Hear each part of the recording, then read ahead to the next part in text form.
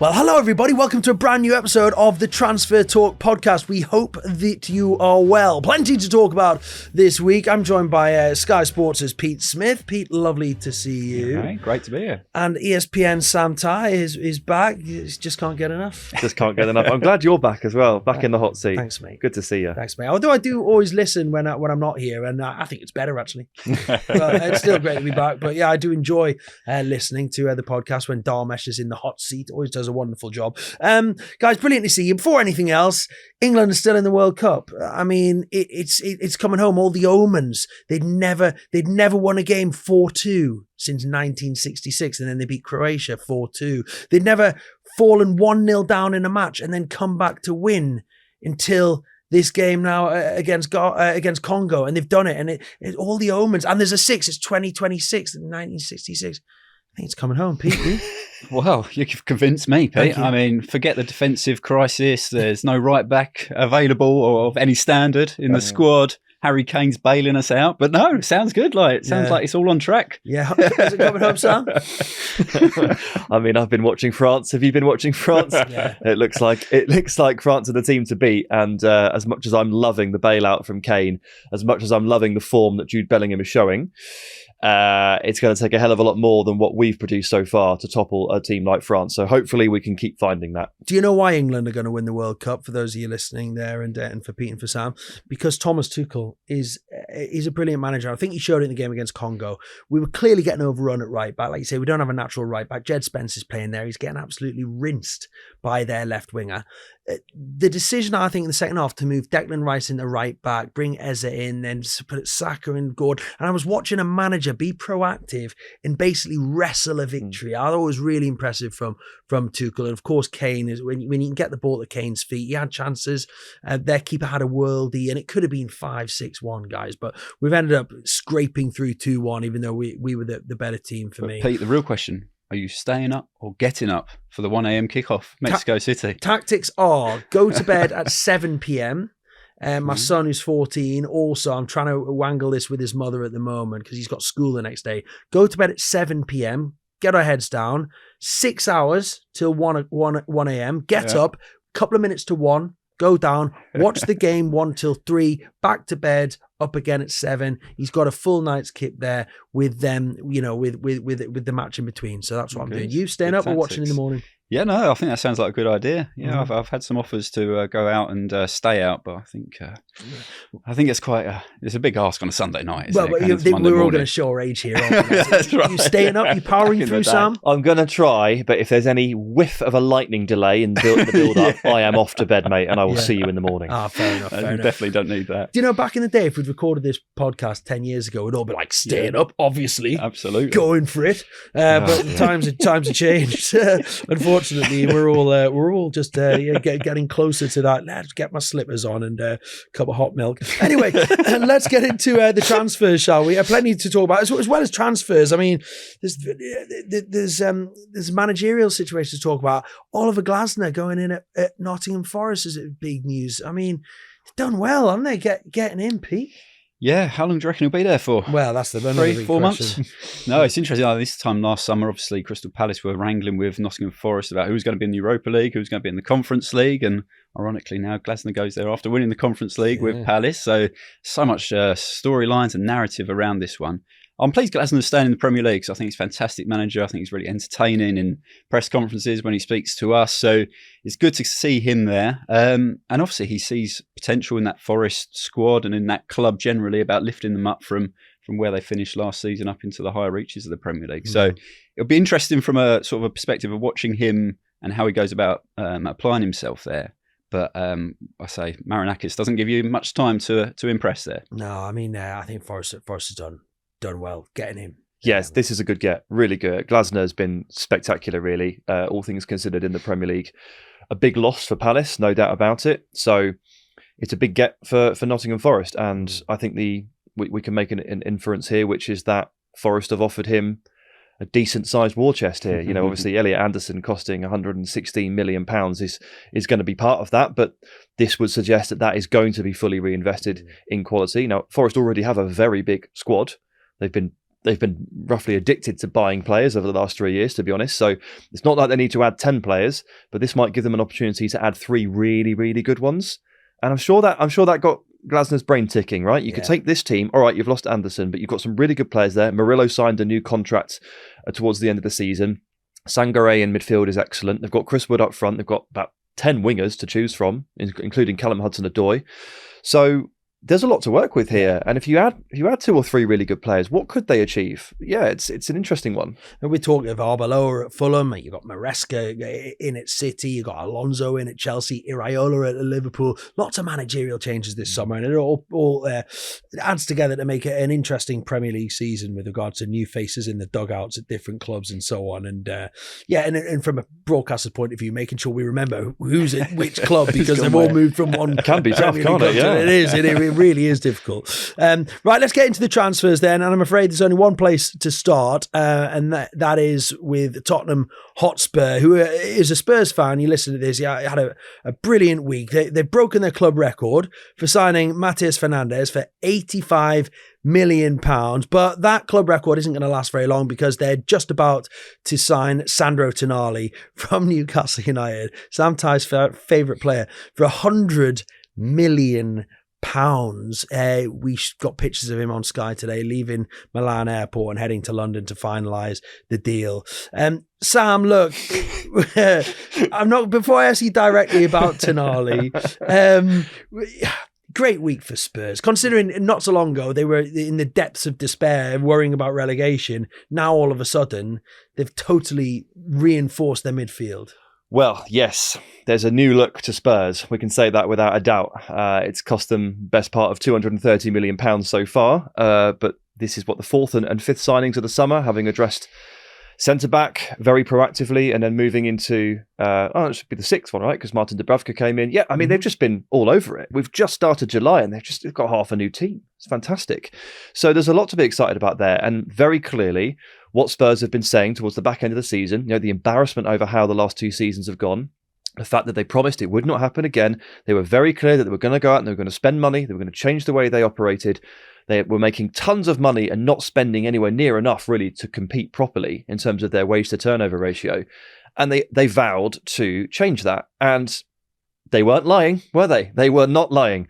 They have gone out and they have very aggressively upgraded this team, according to the requests of their manager, Roberto De Zerbi, who is no doubt driving these signings. They're clearly tailor-made and handpicked by him. So many of them they're all coming from inside the Premier League for a start. Players that he'll be very aware of, like Tonali, who came from Brescia.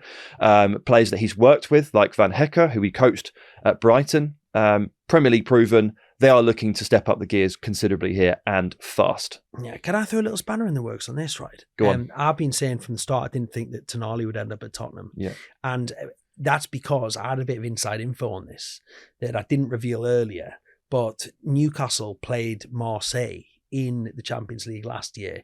And an insider told me that he didn't think that Tonali would really fancy playing for De Zerbi, from what Tonali had inferred to the Newcastle squad and coaching staff. So I was like, he's not going to go and play there. But yet there's been this rhetoric that it's all De Zerbi's played a great pass. So, but I mean, hey, we do this in life, don't we? Let's be totally honest. We say, no. And then all of a sudden the opportunity comes up and you go for it. We do it with our own bosses in work. Don't we? Like, I didn't like him. And then all of a sudden you're working for him again the following week. So I mean, look at the figures as well. I mean, the reported wage here, the packet is, I mean, I've seen reports that it's £300,000 a week, right? Maybe, yeah.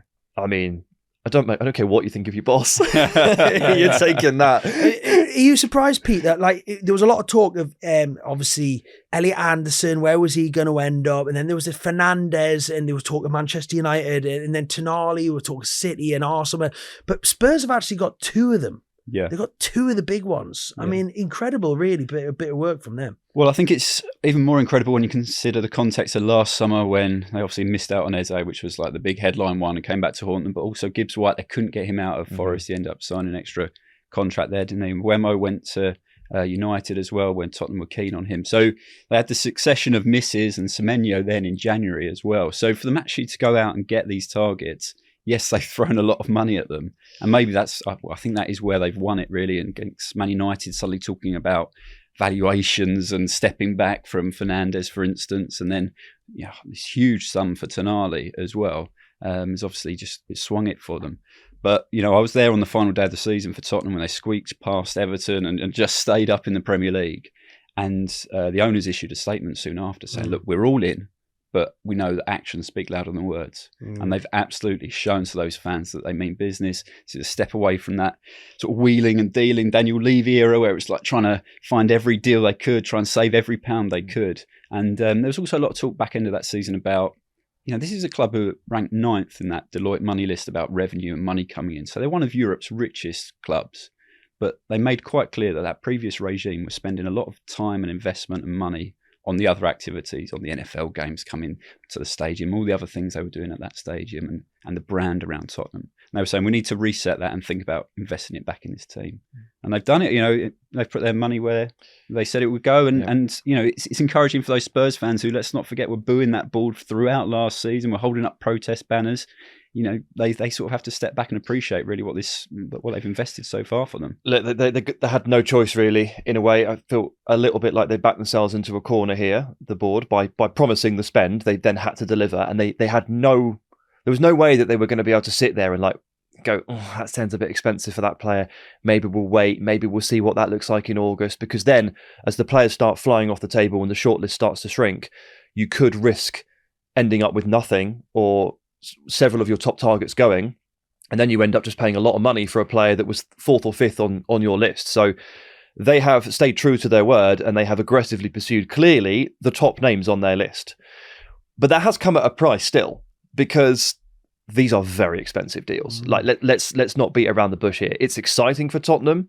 It's magnificent that they can transform the nature of their squad and the face of their squad so quickly, but they have paid a huge premium to do this.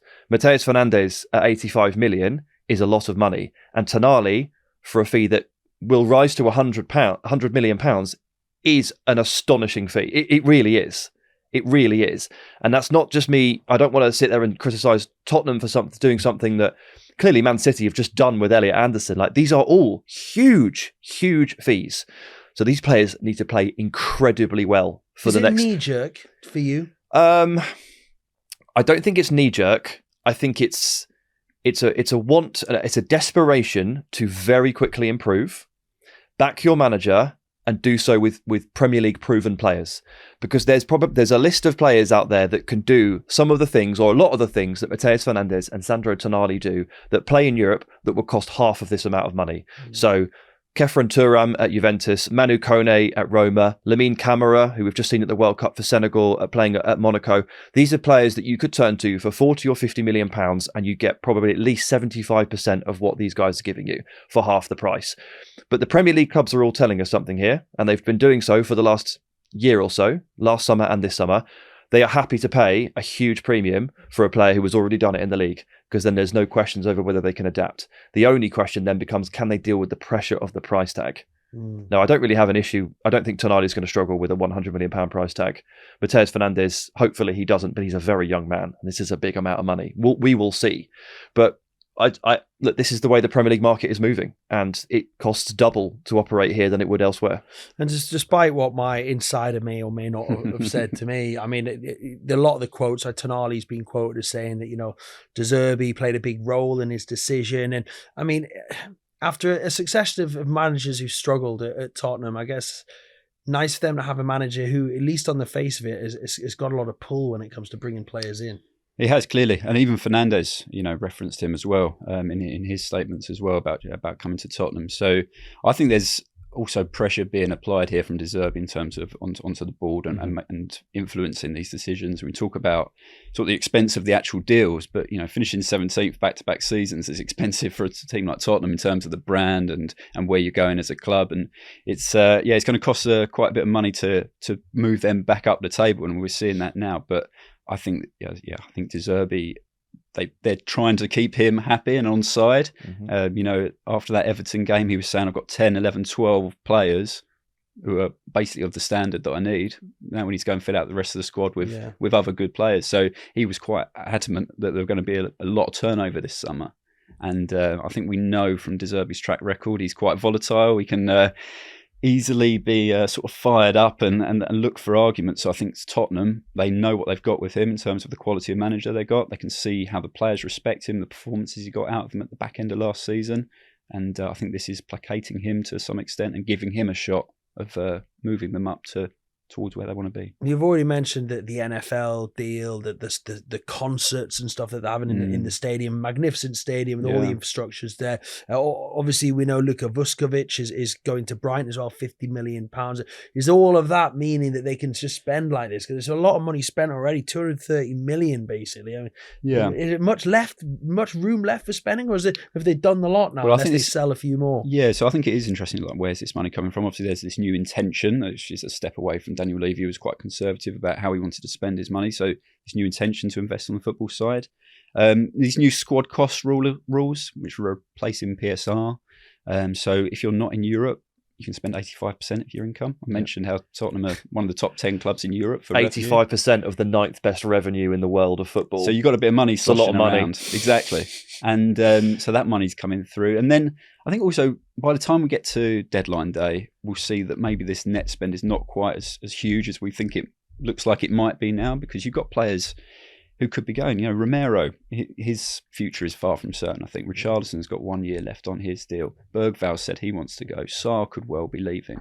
Bissouma's obviously already gone, and I think he was pretty well paid at the club.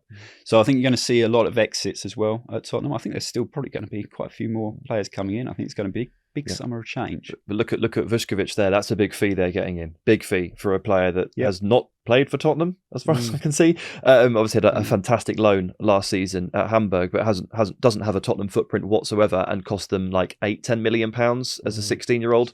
Just flipping him for 5 times the fee. And Lucas Bergvall is, if he goes, and I would expect him to go, given that he's already stated his intent to do so, he's going to cost at least 40 million. So we're already back up to £100 million worth of sales here to balance off the 230. So it could genuinely be a case of 10 in, 10 out. Like that, I wouldn't be surprised. With that in mind, I love a little game of too high, too low, just about right. So Matheus Fernandes, 85 million? It's too high. At least 10 million too high. Sandro Tonali, 100 million? At least 20 million too high. Okay. Fair enough. But Tonali, Premier League teams are happy to pay this premium. Yeah, but Sam, I was thinking, so obviously Elliot Anderson, all his potential, £116 million, 23. Tonali, 3 years still left on his Newcastle deal. So Newcastle in a really strong position there. 26, proven Premier League performer. You know what you're going to get with him. There's almost a predictability about what he's going to do in a Tottenham shirt next season. And I think we bulk at these huge numbers, but actually that's the way these transfer fees are going. Yeah, just on Tonali though, what I will say is, P, having watched him week in, week out for 2 of the 3 years he's been at the club. Obviously, he arrived at the club, then he had this ban, so he didn't play at all the first season. We was our big money signing, didn't play. He then comes back, and that first season when he came back, it was a thank you for standing by. I mean, Newcastle paid his wages in full for the whole season he was banned. Came back, and he was brilliant. And we're like, what a Rolls Royce player we've signed. This guy could be the best central midfielder in the league. Last season, all season, the rhetoric was, where's he gone? What happened to Tonali? He was so good. What's happened? His performances sort of disappeared. He showed glimmers of it, but there was nowhere near the player he was the year before. And actually, when Bruno wasn't in the team, it was like, well, he can't perform unless Bruno's there. This whole thing started. That sort of midfield trio of Bruno, Joe Linton, and Tonali, which had been so good the year before. Bruno was out the squad, and he was injured, and it was like, where's Tonali gone? So I'm fascinated to see how he gets on, and whether we are sitting here going, yeah, what a brilliant piece of business by Spurs, or whether Spurs fans are starting to think it's a real make or break. It looks to me like an upgrade on what they've got already in that midfield, but I think it still keeps coming back to, can Maddison have a fully fit season where he performs at the level that we know he can? Because if he's going to be playing off the striker, and you're going to have someone like Tonali and Fernandes playing behind him, shuffling that ball forwards quickly, as we know De Zerbi likes to play off to centre-backs, and getting the ball into those forward lines quickly, but then having lots of energy to win the ball back quickly out of possession. You know, I think there are definitely upgrades on like Paulinho and Bentancur, who, let's not forget, were around 30, both those players. So, you know, younger and refreshed midfield But I do think it keeps coming back to Maddison. What's Kulusevski? Is he going to come back at the level that he was at before? Obviously, Kudus was injured in the back end of the season as well. So I think those attacking players are still so key for Tottenham in terms of what they're going to do next season. But I think the supporting cast here now have had an upgrade. Look, undoubtedly, these players are better than the players that were playing there before. Like, Zerbi clearly didn't trust Palhinha at all. Like, he's moving him out of the build-up structure completely, like getting him out of midfield because he just didn't think he was very good on the ball, which he's not. He's actually quite a limited midfielder. And Bentancur felt like a bit of a plaster at that point. So yes, it's an upgrade, but like you've spent like £185 million to upgrade. Like, and again, if you just want to bring it back to your value, we can justify these fees however we like. I can sit here and say, well, this is the cost of doing business in the Premier League. This is the cost of a proven Premier League player. Anderson set the ceiling, and then it drips down. Fine, but like ultimately, you're spending £100 million on a midfielder. You've got to be damn sure that he is amazing. Like, you have to think this player is incredible to do that. That is the long and short of it. And Tonali is not a player that I would spend £100 million on. I don't think he's good enough for that. Very few footballers are. So that's ultimately where I draw it back to. I'm going to ask you both the same question here. I mean, obviously, the optics for Spurs fans is brilliant. Whether you believe the rumours or not, it looks on the face of it like potentially beating Manchester United to the signing of Fernandes, potentially beating Manchester City, Arsenal, maybe others to the signing of Tonali. They've survived last season. Everyone's praising the manager, new look ownership. It all looks rosy from the outside. But have they done enough already? If you look at the players that they've bought in with, we already know Senesi, Robertson, Van Hecke, Fernandes, and now Tonali. That's 5 signings. And Dubravka. And Dubravka, of course, came in as a goalkeeper for free. So that's 6 signings, 230 million, as you said right at the top there. Is that enough? Can they go? Are they ready to go? Completely depends on whether or not Dejan Kulusevski and James Maddison can kick a ball, like genuinely, because if they can't do that, if they can't go, you'd expect Maddison to be okay based on the fact that he made a return to the end of last season. Kulusevski hasn't been seen in a long time. There's missing posters for him up. The last time I saw him, he was getting off a flight in Barcelona, and the suggestion was that he was off to see the famous knee doctor because it's happened again, or there are complications. Like, it's been a very long time since anyone's seen him play football. Is Kudus fit? These are the questions, because if these guys can't go, they are still short. They are still short of goals. If these guys are okay, then it becomes a slightly different scenario. Yeah, big season ahead. I guess the likes of Solanke as well and so on. But, who's going to score the goals? Maddison, great point. Kulusevski. Do you think they've done enough, or do you think we'll see more from Spurs? Yeah, I think this is just the start, to be honest. I don't think we can assess them right now and do that 11, how Spurs might start the season now, because I think there's still so many more holes to fill. So I still think there's going to be a lot of turnover, going to be a lot more exits. Which can lead to more players coming in. Richarlison, I think, is a prime example of a player who they might just decide that now, with 1 year left on his deal, it's time to cash in on him and look for a different striker option. Because you mentioned Solanke, I think he's been a frustration since he came from Bournemouth. He was that transfer record holder for Spurs until obviously it's going to be broken twice in the same week. But since they paid 65 million for him from Bournemouth, he's never really got up that head of steam. There were moments under Postecoglou where it looked like it might take off for him, but so niggly injuries have frustrated him, particularly last season as well. Never really got going in that Spurs shirt, has he? So I think they will be feeling like, could we get a good goal scorer in as well? And the big thing for Spurs here is, like, they've built what looks like a significantly improved team on paper, and they will probably keep going and keep improving. And then it's one man's job to mesh, 6 to 10 new players into a team and get them going. And that can take time, that can cause problems. You're introducing a lot of new elements into a situation very quickly. So you'd expect, off the back of this momentum and this excitement, Spurs to start really, really fast. Doesn't necessarily always work out like that. And De Zerbi's got a big pre-season to integrate a lot of new players. We've got great examples of both, haven't we? Where it's taking time, and Sunderland, a great example of like completely a brand new start in 11 and it working out really well. Pretty sure West Ham won a transfer window not so long ago, didn't they? And it doesn't always come together like you think it would. Yeah. Okay, so that's Tottenham. Exciting times for Tottenham fans. If the lads are right, then we're only just getting started. But what about Newcastle United? Where does it leave them? £100 million for Sandro Tonali, of course. £69 million already banked for Anthony Gordon, who's gone to Barcelona.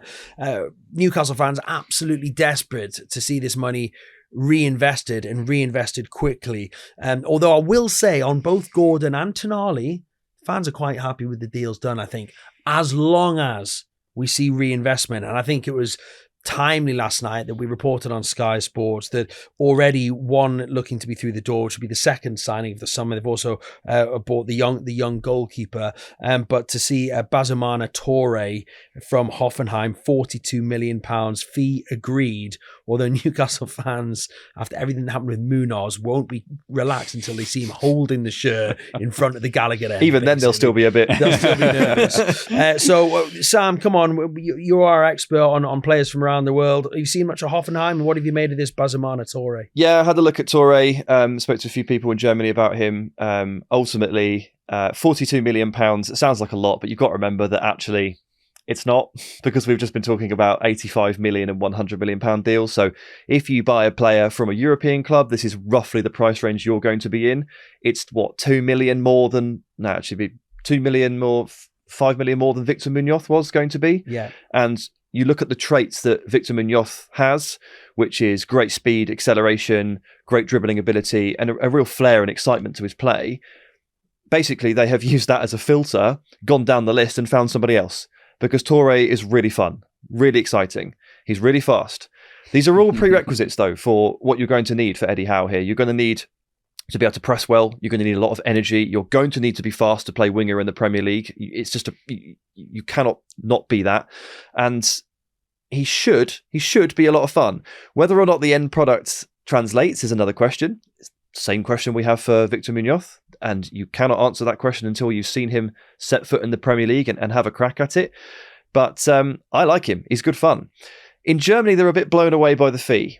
Right. They're not used to seeing clubs receive this much money for a player, especially if they're not Bayern Munich or Borussia Dortmund. Contact I spoke to this morning was like Hoffenheim are getting £42 million. Like, this has never happened. Like, beyond Bayern and Dortmund players, and one deal for Julian Draxler from Wolfsburg, this doesn't happen. But I just had to remind them that the Premier League waters, they're different. And if you receive 80 million for Gordon, you put half of that down on his replacement. Yeah. And to me, that's exactly the way that Newcastle should go. They've entered into a UEFA settlement agreement this week. They now have to watch the pennies. If the fact that they're selling Anthony Gordon very early wasn't a clue to that, then now we have the confirmation. So Toure seems like the right kind of player, I think. And we'll see if he steps up. There's a few being linked at the moment with Newcastle, and the information we're getting is that there's multiple deals currently being discussed, and they're looking at multiple players. One is the Swiss player Manzambi, who's been talked about. Lamine Camara at Monaco is another one who's been talked about as well. I mean, I just mentioned him as in my alternate Tonali list. You know, half price Lamine Camara. Manzambi really good. Would be a very good exciting signing. I haven't seen him for Freiburg in the Europa League. Yeah. Even at the World Cup, he's last couple of games, I think he's got 3 goals in their last couple of games, Switzerland. So he's really brought that attack to life in Switzerland. And I was in the stadium for the Europa League final win, and he was the one player that looked like he might cause Villa some problems. There was a moment where he took the ball on the right, received it, and ran about 40 yards past 3 players all the way to the left byline and flashed one across the box. Everyone in the stadium gasped. It was a real display of individual skill. So look, he's got World Cup tax, unfortunately. He's been so good at the World Cup. He's broken into the team that he is, whatever his price was, add 10 million, which is a bit frustrating. And it's hard when you're negotiating when you're Newcastle, because everyone knows that you just got 170 million. This is what I was going to say, Pete, to you as well, sort of just looking back to last summer, obviously that huge fee for Isak.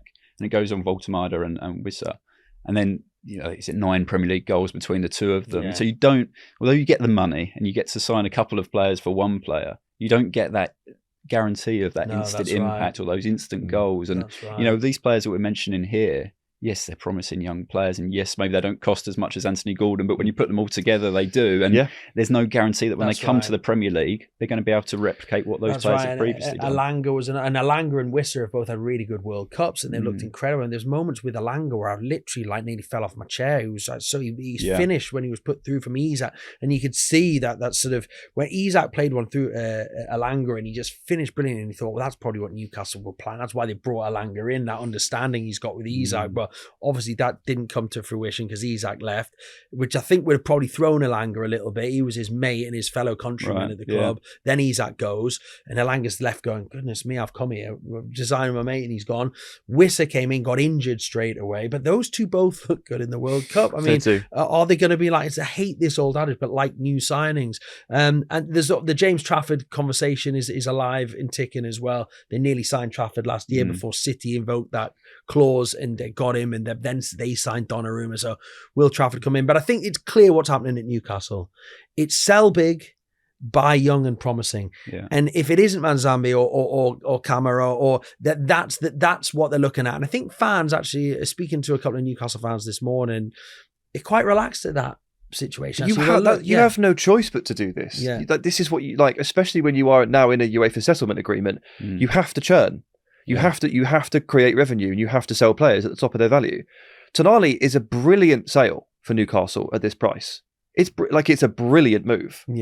Newcastle have definitely come out the better side of this. Fans are worried about Bruno. A lot of the fans are worried about Bruno. It's not just because of his ability as a player, and he's had a brilliant World Cup. I think he's top of the assists list. But it's everything he brings. He's the captain. It's everything he represents. He's so passionate. He speaks about the Northeast. If he were to leave, and there's talk of Arsenal, I think again fans would be like, "Oh, it's another one of our top players gone." That said, if all the money's getting reinvested in the team, they will relax. But can you see Bruno going as well? Don't ask me that.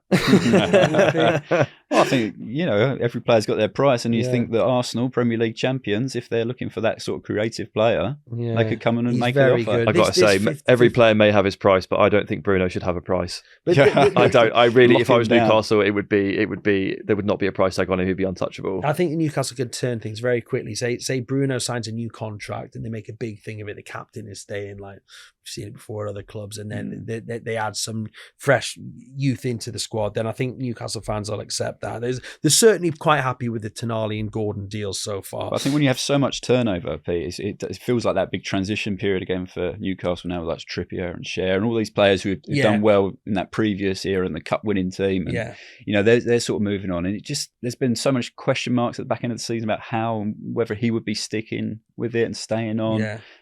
Whether he wanted to stay on, whether the club wanted him to stay on. I've got a bit of insight on that as well, because I think that they had a big sort of summit at Matt Van All up in the Northeast, where they all got together, the owners, the leadership. And my information before that was that Howe was going to go in there and make some pretty big claims about what he thought it should be. And I wonder whether we're seeing that now. I wonder whether Howe's going to say, listen, we need a complete overhaul. We need to sell this person, this person, this person, this person. We need to bring in these players. And whether this overhaul that we're seeing is actually Eddie's vision and what he wants to do. Because Newcastle fans can't be sitting there going, I can't believe we're selling all these players. We were fantastic last season. It's not like we just won the league and we're selling everyone. We're rubbish, right? So it's not like... So these same players that are going didn't exactly... I mean, Gordon was brilliant against Congo for England, got 2 assists, came on and changed the game. But we saw that very rarely for Newcastle. They had a couple of good games in the Champions League, ironically against Barcelona. So good luck to him there. I hope he does well. I wish him all the best. Same with Tonali. He was pretty rubbish last season. Good luck to him at Spurs. If Spurs get the same one he was 2 seasons ago, then they'll enjoy it. If they get the one we had last season, then I don't think they will. I mean, look, clearly, Eddie Howe is reshaping the squad, and it is that big refresh. But also, it's not necessarily just going to be about him saying, right, this person, this person, this person. It's pretty obvious that Newcastle are under pressure to sell players here. Like Gordon getting done that early is a signal, and now we know they're in a UEFA settlement agreement. We know that we have to make money. So some of this would have been hands tied. Yes, and so in that situation, to get this much money for Tonali, it is genuinely brilliant. Newcastle should have been up against it to get the best price possible. They weren't. They were able to play teams off each other seemingly and extract a huge sum. I mean, imagine what this is going to do for the books, Pete. It's going to be brilliant. I love the books. I love the books more than we love the books. I love the books. I love the books. Anyway, let's move on then to Manchester United, shall we? And after failing to agree that deal with West Ham for Fernandes, Manchester United is still very much in the market for a central midfielder. Pete, I'll start with you here. Obviously, didn't get Fernandes. He's gone to Spurs. It looks like they may have set their sights on Alex Scott from Bournemouth, who's another one that we haven't mentioned in this sort of central midfield window that we seem to be going through. Although they've got a real reluctance to sell. Do you think that trying to get Scott out of Bournemouth might be even tougher than trying to get Fernandes out of West Ham or Tonali out of Newcastle?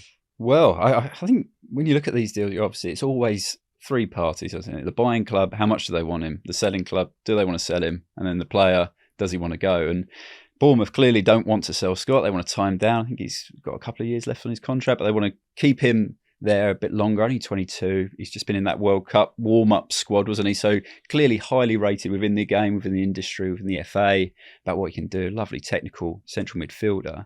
But it's really down to him, I think, because if he gives the indication that, yeah, I'm happy to stay at Bournemouth despite Iraola going, I want to stay here down on the south coast and continue to develop, and there's not a lot Man United can do. But, previously, the lure of Man United would turn anyone's head. But I feel like we've got to a point now where that's not necessarily the case. And players are seeing their development opportunities at other clubs and how they can raise their game. But it would be a surprise if they wanted a Bournemouth player and they weren't able to get him out of there because, look at the past few seasons where they've sold multiple top players, Semenyo most recently, but, 3 of that 4 backline the summer before, Huijsen, Kerkez, Zawani, obviously going off to PSG. And now with Iraola gone, I'm sure Bournemouth fans were fearing like maybe this could be the end of sort of that cycle of our strength of being able to sell on, but then recruit well and sort of punch so much above their weight, really.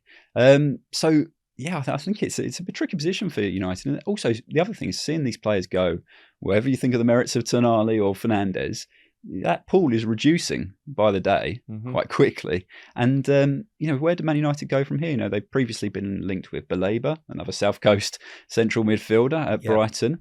After the back of the season that he's just had, is he quite as an attractive a proposition? I'm not sure. Tchouameni was talk about him coming out of Real Madrid. Could he be coming to Man United?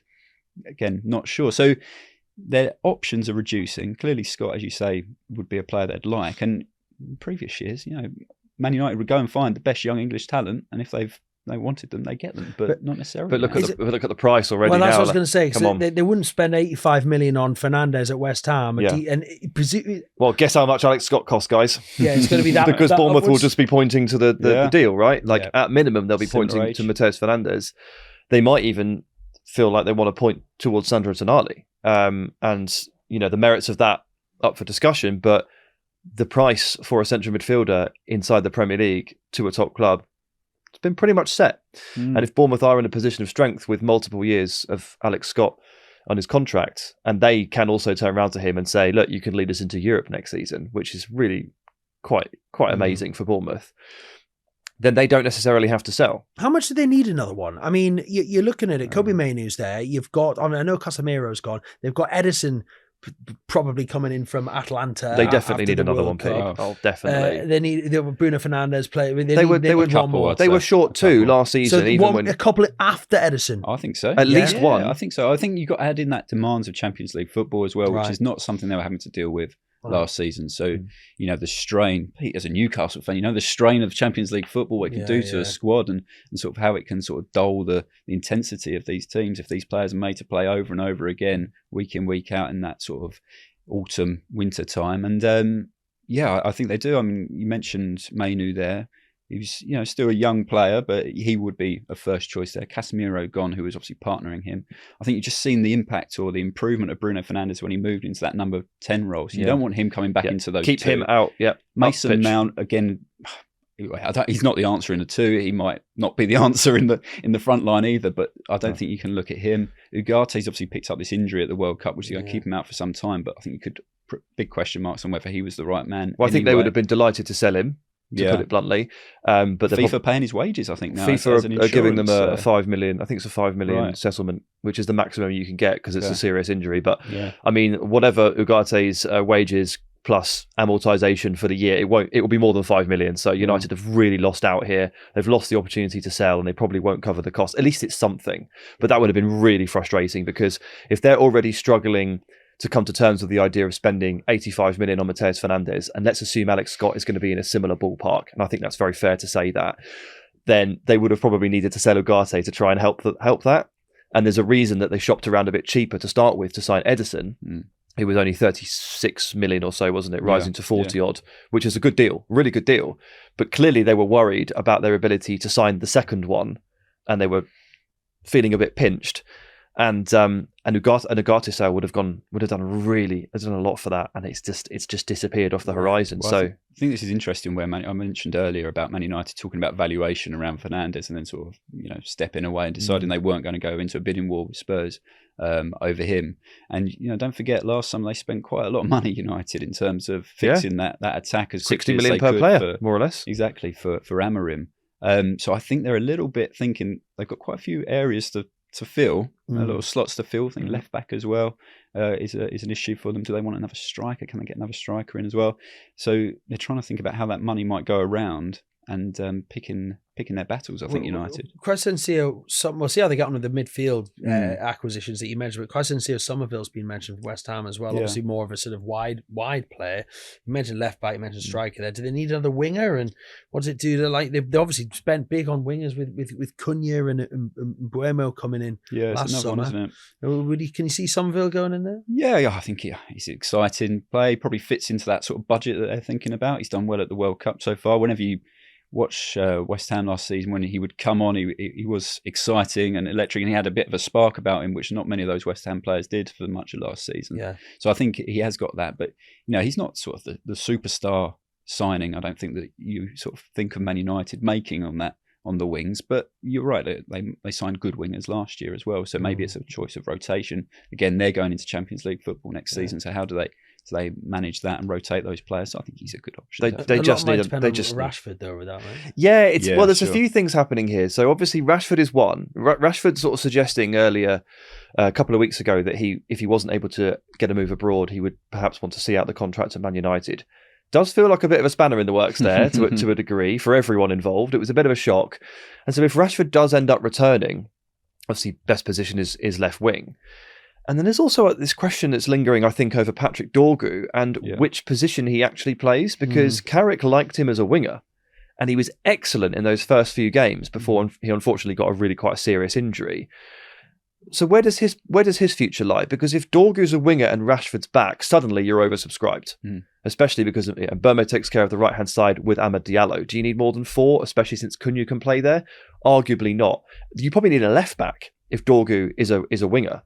So there's a lot of moving parts here, and we really can't answer these questions until we know what happens with Rashford and what the plan is for Dorgu. And that will tell us whether or not they need a winger or they need a left back. But the fact that they have been linked to Summerville and linked to Iliman and Tighe is a hint as to where they fall on this. Yeah. It does suggest that they do want a winger.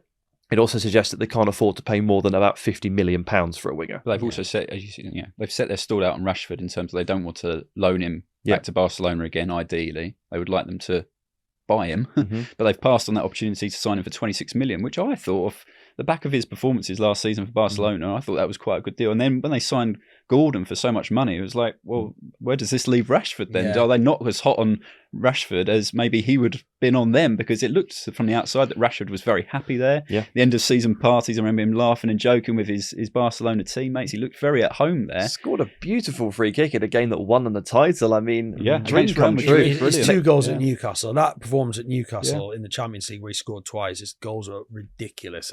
I think we've seen in this World Cup that there's not much between Gordon and Rashford. In a bad way, unfortunately, so far. In terms of quality, in that they've both got a bit about them. Rashford came on against Croatia and I thought played very well. Then he's pushed his way into the starting lineup. I thought he was poor against Congo, but Gordon then comes on and reminds us all of what he's got. So frustratingly, they are very similar for all the wrong reasons. Some days they look like world beaters, and other days they look like they've not been on the pitch. But I mean, look, it'd be fascinating to see what happens with Manchester United and what they do with Rashford. I just feel Rashford might go somewhere else. I still think someone like Bayern or someone like that. They were in for Gordon as well. Maybe if they like Gordon, they probably like Rashford as well.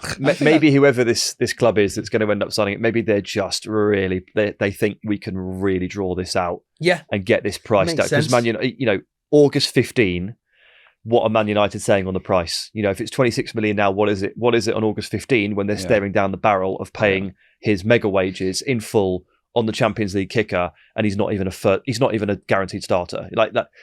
Can you squeeze United? Is that what they're thinking? Is that why we haven't seen it yet? We're going to finish with Chelsea, guys. And we discussed Marco Palestra in detail last week. And Chelsea have confirmed that deal for 43 million, but it was this offer for Granit Xhaka that has really raised eyebrows this week. Now, a couple of Sunderland fans messaged me this week and said, Pete, any truth in this Granit Xhaka news to Chelsea? And I replied very simply to anyone who messaged me, including certain members of my extended family who are Sunderland fans. Welcome to the Premier League. Welcome. This, ladies and gentlemen, boys and girls and everyone else, is what happens. You have a good season. You're not one of the elite. And they come circling, don't they? The vultures come circling. And that's exactly what's happened here with Sunderland. £8 million offer from Chelsea for a player who was outstanding for Sunderland last season. Rejected by Sunderland, of course, straight away. But Xhaka and Alonso won the Bundesliga together at Bayer Leverkusen, of course. Is this a case of Alonso just targeting someone who he knows? Someone who can rely on to come in, Pete, and shore up the midfield, someone with Premier League experience. And look, I did feel sorry for the Sunderland fans because it's kind of, this is new territory for them. They're just qualified for Europe and their key player straight away targeted by one of the big guns. Yeah, it's tough on them, isn't it? I mean, this is a real shock move, I think, from my side. I mean, obviously the connection is there with Alonso, and with Alonso coming in as manager rather than head coach, it was quite clear from the start he's got this bigger remit than previous Chelsea head coaches have had, and clearly he can sort of dictate the direction a little bit more than some of those could. But there was sort of hints that they might be going down this sort of route a little bit towards the end of the season. I remember Liam Rossini saying in an interview that they might just be looking for a little bit different to what they've signed previously. They might be looking for a bit of experience and winners who could come in and add that leadership, which has been so obviously missing from this Chelsea squad for, well, pretty much this whole Clear Lake era of Todd Boehly era. All the red cards, the bad mistakes, thrown away leads within games, and all the drop points at Stamford Bridge, which have just left the Chelsea fans tearing their hair out. Where's that leader in the dressing room to sort of shake them and sort them out? Well, clearly Xhaka would be that man. I think he's about to get his 150th cap for Switzerland. It's a ridiculous amount of experience he's got in the game. And you saw the way he sort of was like the coach on the pitch for Sunderland last season, wasn't he? Telling everyone where to go and really delivering that message on the pitch for them, as well as showing that he's clearly got the skills with his feet still as well. And he can still bring it, can't he? Look, I think it's just such a departure. But when you look at Chelsea's midfield, Caicedo, Fernandes, Andre Santos, and then Lavia as well, who, obviously those injury problems just won't go away, will they? So they do need something in that middle of the park. Xhaka's definitely something different to what they've got. Well, this is a good sign. And he could lift the group. What's the fee for Xhaka? I mean, it's 8 million. Come on, 8 million do us a fee. 8 million is hilarious. Yeah, you often see that line where like the bid was laughed off, which is usually just a. I mean, 20 million? This one probably was laughed off. 20 million. Well, if you were Sunderland here, I mean, genuinely, Xhaka is so important to you. He is so critical. There may not be a more important individual player to his respective team in the Premier League than Xhaka to Sunderland. And they're on the cusp of second season in the Premier League, always difficult to establish yourself, plus a European schedule. You cannot live with the idea of losing this player. Who would they replace him with? I have no idea, exactly. Genuinely no idea. And unless you're getting genuinely about 50 million for this player, so you can go and maybe sign one of the players on the list that I mentioned earlier. But then they would be like, I don't want to move. Maybe I don't want to move to Sunderland. They're not fishing often in the same pool as the other teams we talk about. Yeah. I don't think they can afford to do this. I think it would be a disaster. Xhaka and so lives in Newcastle. I would just say no to all the bids. There's no price. There's no. You just can't do this.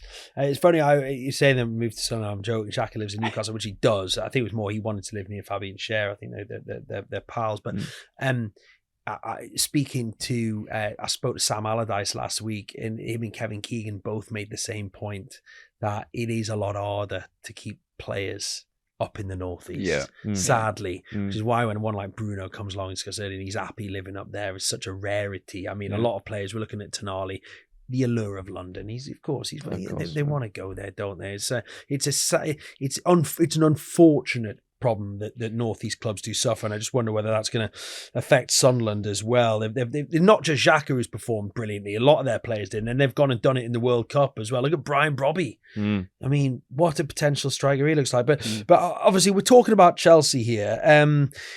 Where else could they strengthen? There's been talks about the left back Pep Chavaria from Rayo Vallecano.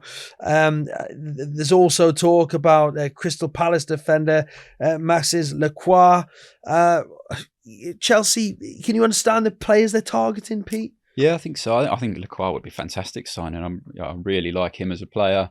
I had the chance to sit down with him and Gay actually in December, just before Gay went off to Man City, and they were really good friends. They are really good friends, and I was actually impressed with the way that Lacroix sort of stepped up when Gay went to take on that leadership role, and really, he's so commanding in the centre of that back three for Palace, and he's a real leader back there for them. But he's good on the ball as well, and I could see him easily transitioning into that Chelsea defence and being that leader at centre back that they want as well. Yeah, he fits the tactics, doesn't he? If they're going for the back three and wing backs, Palestra and Lacroix make a lot of sense.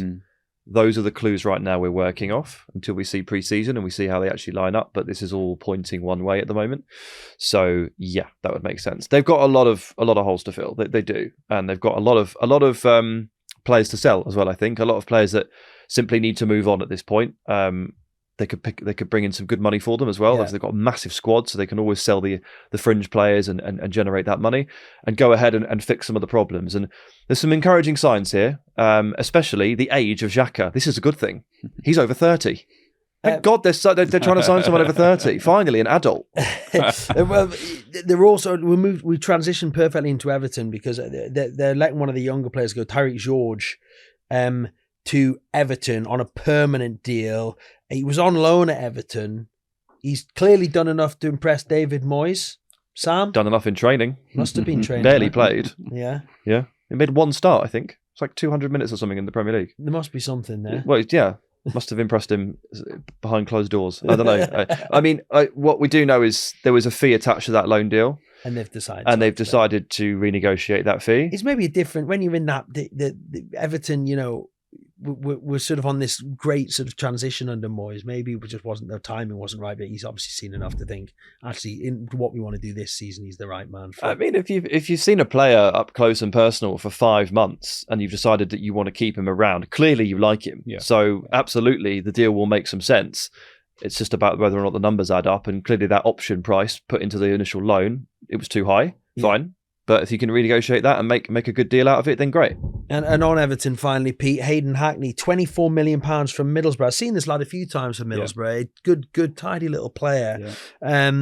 And he's signed for Everton. Do you think he will naturally make the step up to Premier League football that we've seen others do before? I think you'd like to think so. I mean, he has for some time been seen as the best player in the Championship. He was Championship Player of the Year last year as well for Borough, and they really missed him, I think, through those playoffs and into the final as well, where he's only able to come on for a few minutes because of injury. But yeah, a wonderful player in terms of carrying the ball. He can do the lot really in midfield. Hackney, who's won the Euros with the England under-21s as well. So, he's a real talent, but it is a big step up. And I think you'd like to, I think about Tyler Dibbling at Everton, and just, I know that he had that season in the Premier League with Southampton, but there's just no guarantee with these young players that when they have that sort of trust put into them and say, come up to make the next step in your career, that it's all going to go swimmingly. But I would like to see it happen for Hackney. And I think the consensus within the game is that he's got the attributes that give him a very good chance of doing that. He is significantly more established as a footballer than Dibbling was, though. Yeah, of course. So like Hackney's had,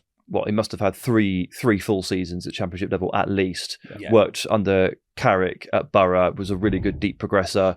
This season, I thought he was excellent at distributing in the final third and creating. So he looks like a really good, well-rounded passing midfielder, and he's done it for 3 years. Like Dibbling, a phenomenal natural talent, but had mostly just spent half a season dribbling in straight lines, and then got injured in a very, very bad team. So what you were buying into there was one very specific superpower ability, which was that incredible ability to move with the ball and carry it. But there wasn't a lot else there. There was a lot to build on, a lot to coach. Whereas Hackney is significantly more established as a footballer and ready to step in. Interesting to see how he gets on in the Premier League under David Moyes. Pete, Sam, Thank you very much indeed, guys. Absolute pleasure to see you both. I hope you guys have enjoyed watching or listening to this podcast wherever you get your podcast. Big thanks to our guests today, to all the team behind the scenes here at Transfer Talk. But as always, the biggest thanks of all goes to you. So wherever you've been listening, whether you're in your car or on the train, in the wind or in the rain, in your house or in your shed, on your couch or in your bed, in the streets or in the alleys, in the hills or in the valleys, out for a run or maybe on a walk, thank you for listening to Transfer Talk. And that's for sure.